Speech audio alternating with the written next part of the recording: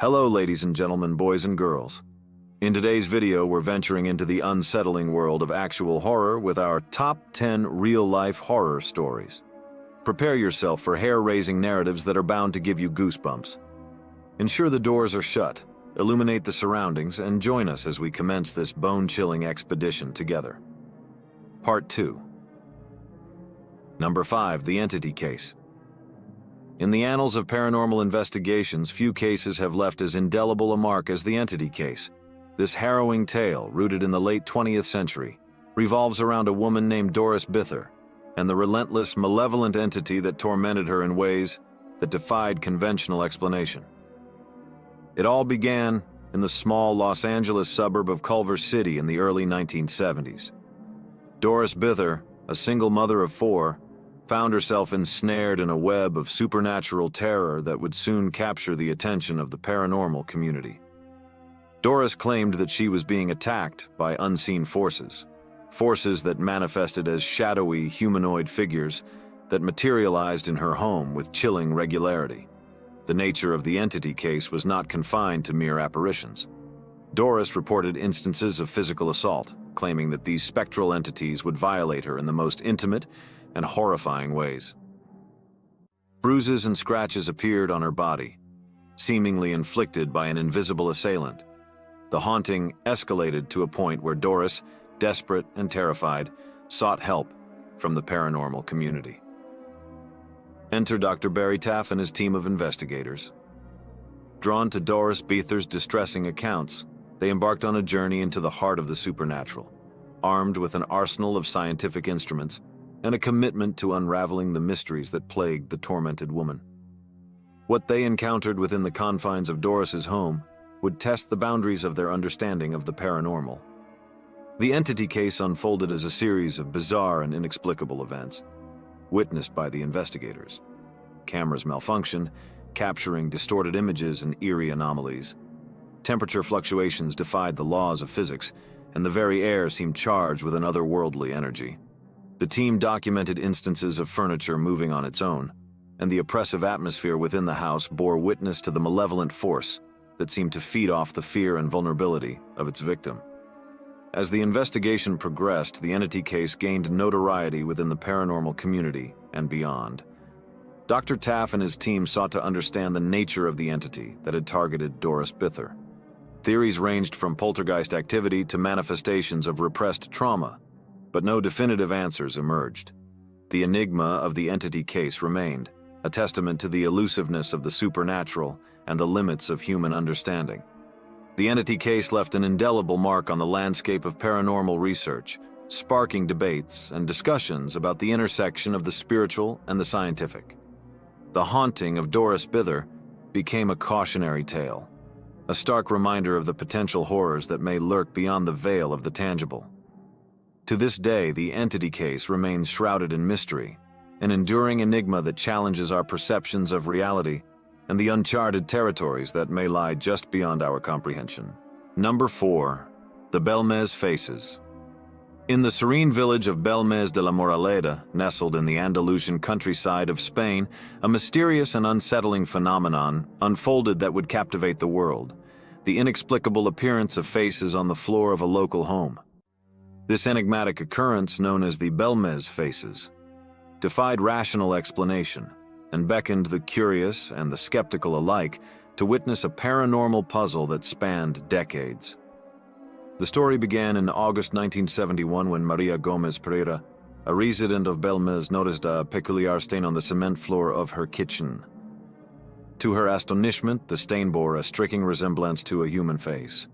As news of this oddity spread, locals and investigators flocked to witness the anomaly firsthand. The Belmes Faces had made their debut, leaving the world in awe and sparking a series of events that would both baffle and terrify. As researchers studied the faces, attempting to discern any logical explanation for their appearance, the phenomenon took an even more perplexing turn. Faces of varying expressions and ages emerged spontaneously on the floor, erasing the initial stain and replacing it with new visages. These mysterious manifestations seemed to defy the laws of nature, appearing and disappearing at will, as if the very fabric of reality within the Belmes home had been altered. Intrigued by the inexplicable, scientists and paranormal investigators descended upon the village, armed with tools to scrutinize the authenticity of the faces. Skeptics sought to debunk the phenomenon, attributing the images to natural processes or human manipulation. However, even as the floor was removed and replaced, the faces persisted, appearing anew with an eerie regularity. The faces displayed a range of emotions. Some seemed serene, while others exuded an unsettling malevolence. This spectral gallery, etched into the very foundation of the house, became a source of fascination and fear. The Belmes Faces defied categorization, existing at the intersection of the supernatural and the unexplained. As the years passed, the case of the Belmes Faces endured, becoming a focal point for those intrigued by the mysteries of the paranormal. The Pereira home transformed into a makeshift museum, drawing visitors from around the globe who sought to witness the phenomenon firsthand. Speculation about the origin of the faces ranged from paranormal activity and psychic projections to elaborate hoaxes, but definitive answers remained elusive. The Belmes Faces, with their enigmatic expressions frozen in time, stand as a testament to the enduring allure of the unexplained. Whether seen as a manifestation of the supernatural or a perplexing mystery waiting to be unraveled, the faces etched into the floor of the Pereira home continue to invite contemplation and speculation, leaving a lasting imprint on the landscape of paranormal phenomena. The village of Belmes, once known for its tranquility, became forever linked to a mystery that transcends the boundaries of the tangible, inviting us to ponder the mysterious forces that may linger just beneath the surface of our everyday reality. Number 3. The Moth Man prophecies. In the shadowed realm between fact and folklore, the legend of the Moth Man emerged as a chilling and enigmatic presence, leaving an indelible mark on the town of Point Pleasant, West Virginia. The Moth Man prophecies, a tale that intertwines mysterious sightings, prophetic visions, and unexplained tragedy, unfolds as a modern-day myth that continues to captivate the imaginations of those drawn to the unexplained. The saga began in the late 1960s when residents of Point Pleasant reported sightings of a creature unlike anything they had ever encountered. Described as a humanoid figure with large moth-like wings and glowing red eyes, the Mothman struck fear into the hearts of those who claimed to have crossed its path. The sightings were accompanied by a palpable sense of foreboding, as if the creature itself were an omen of impending disaster. As the Mothman sightings proliferated, an atmosphere of unease settled over Point Pleasant. Witnesses spoke of encounters with the creature near the abandoned TNT area, an eerie locale with a history tied to World War II munitions production. The creature's appearance became intrinsically linked to an escalating series of bizarre events and unexplained phenomena. The Mothman prophecies took an even darker turn with the tragic collapse of the Silver Bridge on December 15, 1967. The bridge, which connected Point Pleasant to Ohio, crumbled into the icy waters of the Ohio River, resulting in the loss of 46 lives. In the wake of this devastating event, whispers of a Mothman curse circulated, suggesting that the creature had foretold the tragedy as a harbinger of doom. Author John Keel, fascinated by the accounts of the Mothman and the eerie synchronicities surrounding the events in Point Pleasant, delved into the mystery. His investigations led to the publication of The Mothman Prophecies in 1975, a book that became a seminal work in the realm of paranormal literature. Keel's exploration went beyond the tangible sightings of a winged creature. It delved into the realm of high strangeness, incorporating elements of precognition, telepathy, and encounters with mysterious men in black. The Mothman Prophecies became a complex tapestry of the unexplained, intertwining the supernatural with the tragic events that befell Point Pleasant. The legend of the Mothman persists, inspiring books, documentaries, and even a Hollywood film adaptation. Skeptics attribute the sightings to misidentifications of owls, psychological phenomena, or the product of an overactive collective imagination. Yet, for those who experienced the chilling presence of the Mothman, or were touched by the shadow of its prophetic aura, the mystery remains an enduring enigma. The Mothman, with its wings outstretched against the backdrop of the Point Pleasant night, continues to linger in the twilight zone between reality and myth. Its legacy is etched into the folklore of a town forever marked by the unexplained, where the line between the ordinary and the extraordinary blurs, inviting those who dare to peer into the shadows to contemplate the mysteries that defy easy explanation. Number 2. The Enfield Poltergeist.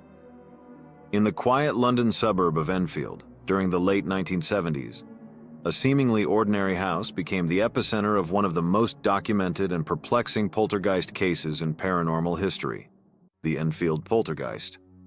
This chilling tale of supernatural disturbances unfolded within the walls of a council house on Green Street, forever altering the lives of the Hodgson family and captivating the attention of investigators, journalists, and skeptics worldwide. It all began innocuously with strange, unexplained noises in the home. The Hodgson family, single mother Peggy, and her 4 children reported hearing knocking sounds, raps on the walls, and furniture moving seemingly on its own accord. What started as a mere curiosity soon escalated into a series of bizarre and unsettling events that defied rational explanation. Objects levitated, seemingly propelled by an unseen force. Furniture shifted across rooms with no apparent cause. Toys and household items were thrown by invisible hands. The children, particularly 11-year-old Janet and 13-year-old Margaret, became the focal points of the poltergeist activity, experiencing levitation, possession-like states, and even communicating in strange, guttural voices that seemed to emanate from an otherworldly source. The Enfield Poltergeist gained widespread attention when the case was investigated by renowned paranormal researchers Ed and Lorraine Warren. The investigators documented their experiences, including chilling audio recordings of the disembodied voices that echoed through the house. Skepticism and controversy surrounded the case, with some dismissing the events as elaborate hoaxes, while others insisted that the phenomena were genuine manifestations of supernatural activity. The entity communicating through Janet identified itself as Bill Wilkins, a former resident of the house who had passed away years earlier. Through Janet's voice, the entity conveyed messages and information about its past, adding a layer of complexity to the unfolding mystery. The presence of paranormal investigators, journalists, and curious onlookers added to the atmosphere of tension and uncertainty within the Hodgson household. The Enfield Poltergeist case reached its peak with the iconic photograph capturing Janet, seemingly levitating above her bed. The image became an enduring symbol of the unexplained phenomena that unfolded within the modest home on Green Street. As quickly as the disturbances began, they eventually subsided, leaving a lingering sense of mystery and uncertainty. The Hodgson family returned to a semblance of normalcy, but the events of those tumultuous months would forever define their lives.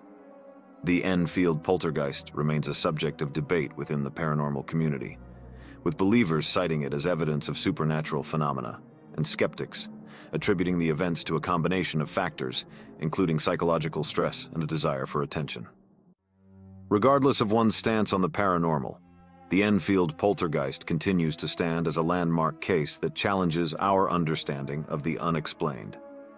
The events in that unassuming London home serve as a reminder that, in the vast unknown, mysteries may linger just beyond the threshold of our comprehension, waiting to be explored by those daring enough to venture into the shadows. Number 1. The Amityville Horror.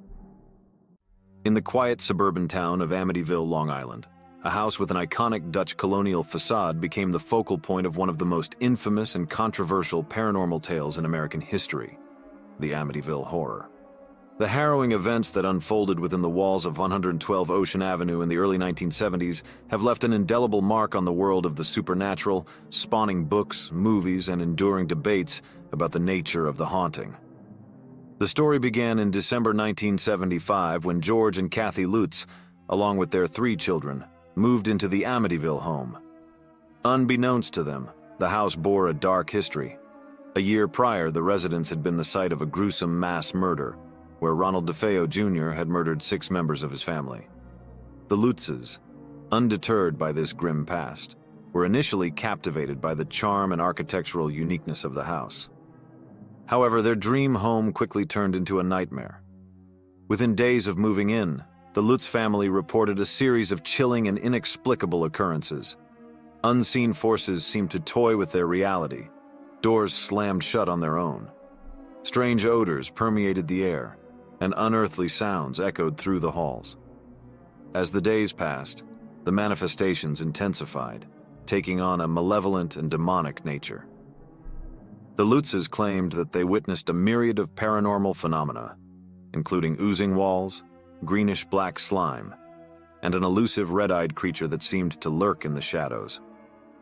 The haunting took a toll on the family's mental and physical well-being, pushing them to the brink of despair. In a desperate attempt to escape the relentless supernatural onslaught, the Lutzes abandoned their dream home after just 28 days, leaving behind their possessions and the eerie echoes of the events that transpired. In 1977, Jay Anson's book, The Amityville Horror, based on the Lutzes' experiences, became a bestseller and thrust the Amityville haunting into the public consciousness. The book detailed the family's terrifying ordeal and fueled widespread fascination with the paranormal. However, skepticism and controversy surrounded the case, with critics questioning the authenticity of the Lutzes' claims and suggesting that the haunting was a fabrication for financial gain. Despite the skepticism, the Amityville horror saga continued to captivate audiences with numerous film adaptations, each offering its own interpretation of the supernatural events. The debate over the truth behind the Amityville haunting remains unresolved, with believers pointing to the sheer terror experienced by the Lutz family and skeptics challenging the credibility of their accounts. The Amityville horror endures as a cautionary tale about the mysterious and the unexplained. Whether one views the events as a chilling manifestation of supernatural forces or a product of human psychology, the story of 112 Ocean Avenue stands as a testament to the enduring fascination with the thin veil between the material world and the unknown realms that may lie just beyond our comprehension. Big shout out to everyone who tuned in for part 2. I hope you enjoyed the spine-chilling finale. If you've been following along and haven't subscribed yet, consider hitting that subscribe button. I'd really appreciate your support, and I've got more exciting content coming your way. Thanks for watching, and I look forward to having you as part of the channel.